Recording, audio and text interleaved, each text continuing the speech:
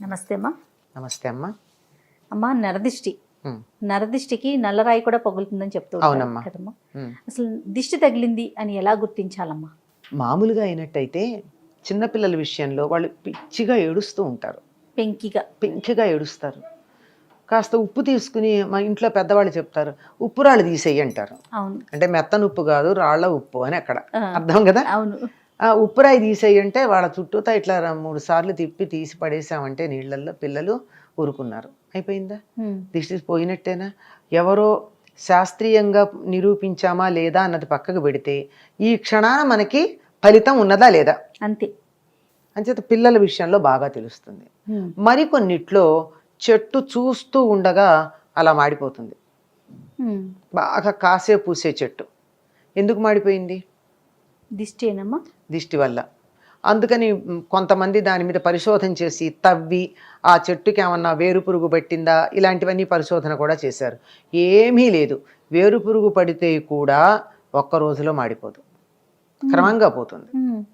ఇది దిష్టి తగిలితే ఒక్క రోజులో ఒక్క మాడిపోతుందమ్మా? రోజులో ఇవాళ చూస్తే బాగుంది, నిన్న బాగుంది, ఇవాళకి ఏమిటో ఒడిలినట్టు అయింది, రేపటికి పూర్తిగా ప్రాణం లేనట్టు అయిపోతుంది.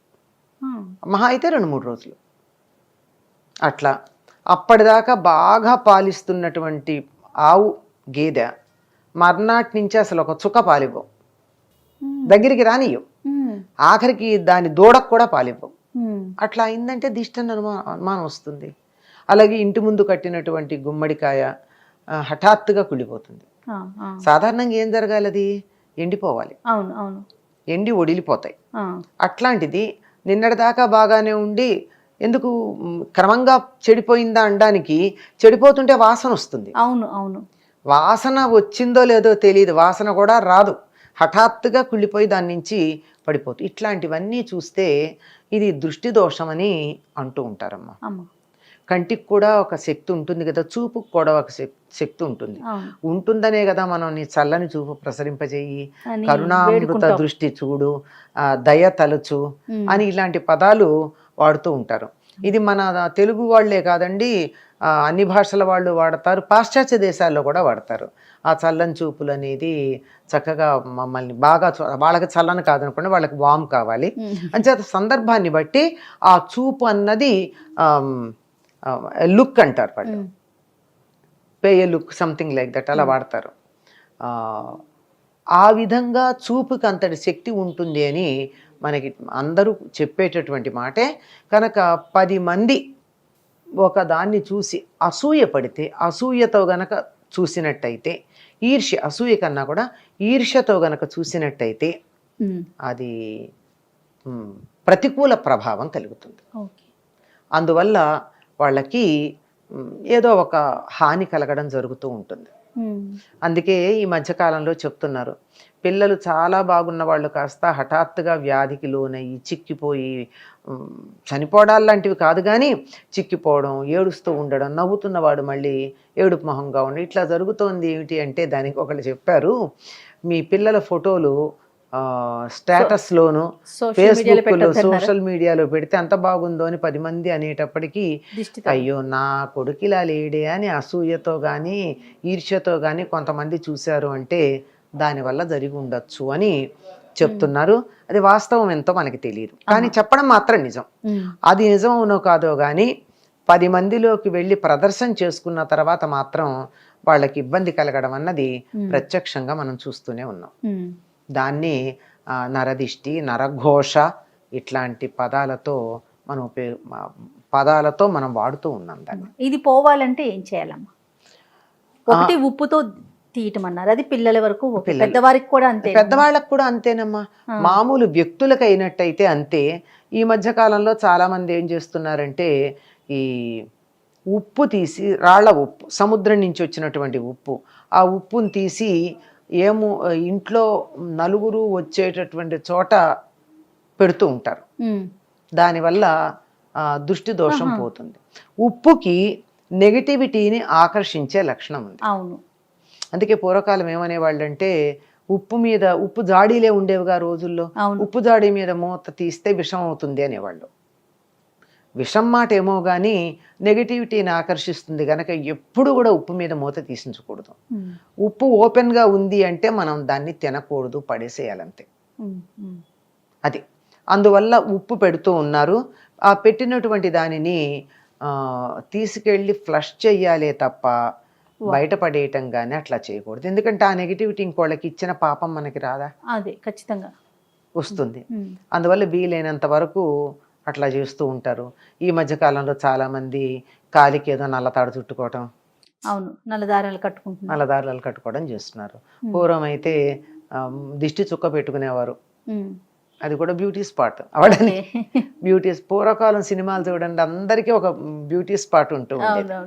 అది పిల్లలకైతే పెద్ద అందంగా ఉన్న పిల్లలకి, చంటి పిల్లలకి పెద్ద నల్ల చుక్క ఒకటి పెట్టేవారు, బుగ్గన దిష్టి చుక్క. అంతెందుకండి, పెళ్లి కూతురికి పెళ్లి కొడుకుకి పెడతారు. ఎందుకని? అసలు ఆ సమయానికే ఆ పెళ్లి కూతురులోను పెళ్లి కొడుకులోను ఆ అలంకారానికి ఒక కళ వచ్చేస్తుందమ్మా, లక్ష్మీనారాయణ కళ. ఆ కళ వల్ల వాళ్ళ వంక ఆకర్షణగా చూశారనుకోండి అందరూ. ఎవరో ఒకళ్ళకి కొంచెం చెడ్డ ఆలోచన ఉండదా, నా కూతురికి ఇంకా పెళ్లి కావదర్లేదు, నా కొడుకు ఏమిటో ఎప్పటికీ చూస్తానో ఇట్లా అనేటటువంటి ఆలోచన తనకి లేదు అనుకోవడం పర్వాలేదు, కానీ వీళ్ళకి వచ్చేసింది అని ఈర్ష్య పడతారే, ఆ ఈర్ష్య దృష్టితో గనక చూసినట్టయితే తప్పనిసరిగా వాళ్ళకి కొంచెం దోషం వస్తుంది. అందుకని అది దానికి దోషం తగలకుండా ఉండడానికి, దోషం సోకకుండా ఉండడానికి చుక్కలు పెడుతూ ఉంటారు. ఇది వ్యక్తులకైతే. ఇంటికైతే ఇంట్లో అయితే ఉప్పు పెడతాం. ఇంటి ముందు గుమ్మడికాయ కడతారు, బూడిద గుమ్మడికాయ. ఈ బూడిద గుమ్మడికాయకి దిష్టిని ఆకర్షించే లక్షణం ఉంటుంది. దానికి అందుకే సిగ్గులేంది అని చెప్తూ ఉంటారు గుమ్మడికాయని, బూడిద గుమ్మడికాయని. ఎందుకంటే మిగిలినటువంటి వాటిని మీరు ఎప్పుడన్నా మీరు గమనించారో లేదో, అంటే ఇళ్లల్లో మొక్కలు అవి ఉన్నవాళ్ళు ఇదిగో పింద ఉంది అని వేలుతో చూపించకూడదుట. వేలుతో చూపించకూడదు. ఎక్కడుందంటే ఇట్లా చూపిస్తారు, వేలు కొస. కానీ ఒక బూడిద గుమ్మడికాయని వేలుతో ఇట్లా చూపించిన వేల చూప కసుకందక వేలెత్తి చూపిస్తే కూడా అది ఏమాత్రం పాడవుదుట. అందుకని సిగ్గులేందంటారా? అంటే దానికి దోషం కూడా అంటదు. ఓకే, నెగిటివిటీని ఆకర్షించుకుని కూడా బాగానే ఉండగలదు. అందుకని కడతారు దిష్టికి. అలా కడితే దానికి ఏదో వెంటనే అది చాలా వరకు ఆకర్షిస్తుంది. ఎక్కువైనట్టయితే వెంటనే అది కుళ్ళిపోతుంది. అసలు అంత దాకా ఆలోచించక్కర్లేదమ్మా. దేన్నైనా చూసి ఎంతో బాగుంది అని ఏకాగ్ర దృష్టితో చూస్తే చూపుకో శక్తి ఉంటుంది కదా. అవును, ఆ శక్తి డైవర్షన్ ఉంటుంది ముందర. అక్కడ బూడిద గుమ్మడికాయ బుగ్గన చుక్క పెడితే అంతే. ఇంట్లో నెగిటివ్ వైబ్రేషన్స్ అయితే అది ఇంకా ఆకర్షణ కాదు. కానీ మీరు చిన్నపిల్లలు స్కూళ్ళల్లో ఆడుకుంటూ ఉంటారు, నీకు తలనొప్పి తెప్పిస్తాను చూడు అంటూ ఉంటారు, గమనించారా? అని వేలు ఇలా పెట్టి నా వేలు వంకే చూడనట్టే తిప్పుతారు. అంటే ఆ తన చూపును అలా కాన్సన్ట్రేట్ చేసేటప్పటికి ఓ శక్తి ఉత్పన్నమైందా? అయిందా? అవునమ్మా. మరి అట్లాంటిది తీక్ష్ణంగా జయ చాలా బాగుంది, వాళ్ళ చంటి పిల్లలాగా ఉంది, 10 ఏళ్ల వయసు తగ్గినట్టుంది, ఎంత అందంగా ఉందో అని నేను ఇలా తీక్ష్ణంగా చూస్తే కంటి రెప్ప వేయకుండా నీకు ఏదన్నా హాని కలిగే అవకాశం లేదంటారా? అందులో దురుద్దేశంతో ఉంటుందా ఉండదా? అంతే. అంత సింపుల్ అమ్మా నరదిష్టి తగలడం అన్నది. తగులుతుంది, అందులో అనుమానం ఏం లేదు. అందువల్ల దాని నుంచి తప్పించుకోవడానికి మంచి మార్గాలు ఉన్నాయి. మొట్టమొదట మనకున్నటువంటి ఏదైతే మనకి విలువైందుందో దాన్ని 10 మందిలో ఆడంబరంగా ప్రదర్శించకుండా ఉండండి. అది పిల్లలు కావచ్చు, ఆస్తి కావచ్చు, తెలివితేటలు కావచ్చు. మా పిల్లలు చూడండి ఎంత బాగా పాడతారా, మా పిల్లాడు చూడండి ఎంత బాగా డాన్స్, ఇవన్నీ చూపించుకుంటే దిష్టి తగలదా? అదే కదా, తగులుతుంది కదా. ఆడంబరం పనికిరాదు. ఆడంబరం లేకుండా ఉన్నట్టయితే సగం దిష్టి తగలదమ్మా. తగిలిన తర్వాత పోవాలంటే ఇటువంటి మార్గాలు ఉన్నాయి. అమ్మ, ఎన్ని రోజులకు ఒకసారి ఉప్పు తీయొచ్చమ్మా పిల్లలకైతే? ఎన్ని రోజులకే ఉందమ్మా, ఎప్పుడన్నా వాళ్ళకి దిష్టి తగిలితే రోజు ఎందుకు తగులుతుంది? అంతే. రోజు తగలడానికి రోజు ఏమన్నా మీరు ఎగ్జిబిషన్కి తీసుకెళ్తున్నారా? వాళ్ళని ఎగ్జిబిట్ చేస్తున్నారా అందరికీ? లేదు కదా. ఎవరన్నా మనకి కొంచెం మందులో పర్టిక్యులర్గా కొంతమందినంటే వీళ్ళ దిష్టి చూపు అని చెప్పేస్తారండి. వాళ్ళు ఎవరింటికి వెళ్తే వాళ్ళంతే నాశనం. వాళ్ళు గట్టికి ఇది బాగుందని అన్నారంటే వాళ్ళు నాశనం అవుతారు. కొద్దిమంది, అందరూ కాదు సుమా. అట్లాంటి వాళ్ళకి ఎలాగో తెలుస్తుంది పాపం.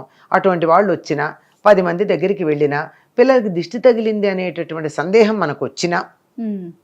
10 మంది చూపు పడే ఒక కార్యక్రమంలో పాల్గొన్నా దిష్టి తీస్తారు. ఇది ఎర్ర నీళ్లతో తీస్తారు, ఉప్పుతో తీస్తారు, కొబ్బరికాయ మీద కర్పూరం పెట్టి తీస్తారు. ఇలా రకరకాల పద్ధతులు ఉన్నాయి. ఎండుమిర్చితో తీస్తారు. ఎండుమిరపకాయలతో తీస్తారు. ఓకే. గమ్మత్ ఏంటంటే ఎండుమిరపకాయలు తీసి భగభగా మండుతున్నటువంటి నిప్పుల్లో వేస్తే గొట్టు రాదు. అవును. మరి ఏమిటది రాకుండా ఎట్లా ఉంది? అవును. ఇవన్నీ నిదర్శనాలే. నూనె గుడ్డతో కూడా ఆ నూనె గుడ్డతో తీసి వెలిగిస్తారు. వెలిగిస్తే దాని నుంచి నీళ్ళ చుక్కలు వస్తాయి. అవును. అవును. నూనె చుక్కల బదులు నూనె గుడ్డతో తీసి వెలిగిస్తే నీళ్ల చుక్కలు టపటపా కింద పడతాయి. మరి అంటే దిష్టి ఉందని అర్థం. ఓకే. దృష్టి దోషం ఉందని. ఇన్ని రకాలుగా దృష్టి దోషాన్ని పోగొట్టేటటువంటి మార్గాలు మనకి పెద్దలు అందించారు. రైట్ అమ్మా. నమస్తే.